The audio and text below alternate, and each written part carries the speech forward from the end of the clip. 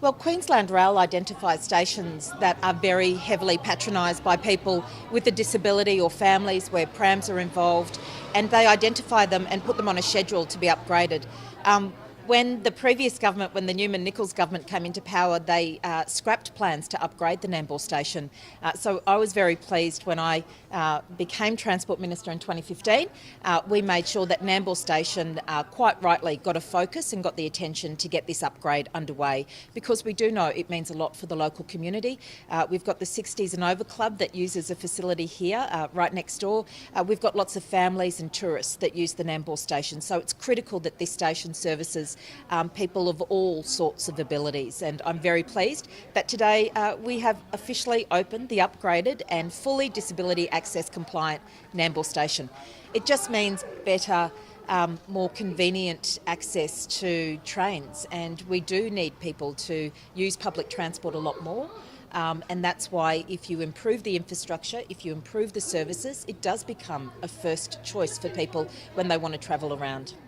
There's future works scheduled, including additional car parks for the community, because we know how important it is to integrate different modes of transport, whether it's personal vehicle travel, buses with trains. All of that is incredibly important, which is why we're going to continue doing that work in the coming future. Colleen Giles has been someone who has been agitating for this upgrade and a lift for quite some time to make sure that people who come to Nambour station through the vehicle can access the station platform without having to use stairs. So people power is incredibly important to make sure that governments understand how much communities need and prioritise certain things. Peter has been a very strong advocate for the duplication process, and we have finished the business case and we've provided it to Infrastructure Australia, which is what the federal government requires us to do if they're going to consider putting money into this project. And it is just shy of $800 million, so it is something that we do need support from the federal government on. I know that the federal government will be considering that, but absolutely I think it's important that people power mobilise to make sure that governments, whether it's at a state level or a federal level, understand how important it is for us to get along and duplicate this last remaining single track within our South East Queensland network. We have one track that services both passenger and freight trains. We're just finishing completing the Gold Coast duplication of Coomera to Helensvale. We had to prioritise because of the Commonwealth Games in terms of getting people in and out of the Gold Coast around the Commonwealth Games, but we absolutely need the Sunshine Coast duplication to happen because freight is increasing.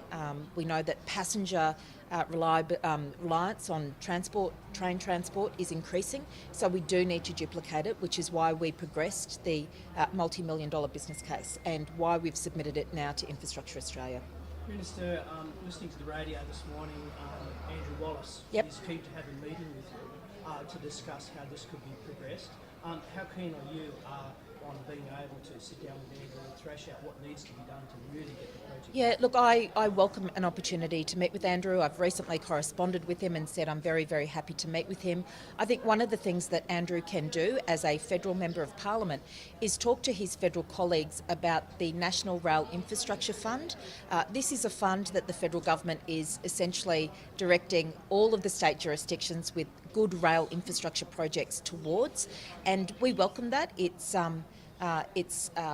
much needed. The only problem we have is that this fund doesn't actually kick in this decade. So funding won't actually be made available for rail transport projects before the financial year of 2019-2020. So if Andrew wants to play an important and effective role in terms of the duplication, I would ask him to talk to his federal colleagues about bringing forward that funding.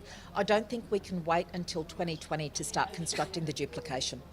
So I'm very happy to sit down with Andrew, but if there's one thing that I think that he should start talking to his federal colleagues about, it's about bringing that money forward. And so that's something that, should that money come forward, it would be something that you guys would engage with more intently on being able Oh, absolutely. We've already engaged with the federal government on this. We have submitted it to Infrastructure Australia. I've written to the responsible minister saying that this is a key infrastructure project for our state. A network as big and as busy as the South East Queensland network can't afford to have a single track where freight and passenger services are competing consistently. So I'm very keen to engage with the federal government. And now that the state has gone it alone on Cross River Rail, I think that there is capacity for the federal government to think about various other pieces of infrastructure project right throughout the South East Queensland region, in fact right throughout the state, that they should be focusing on and investing in because we've lifted the financial burden off them in terms of investing in Cross River Rail.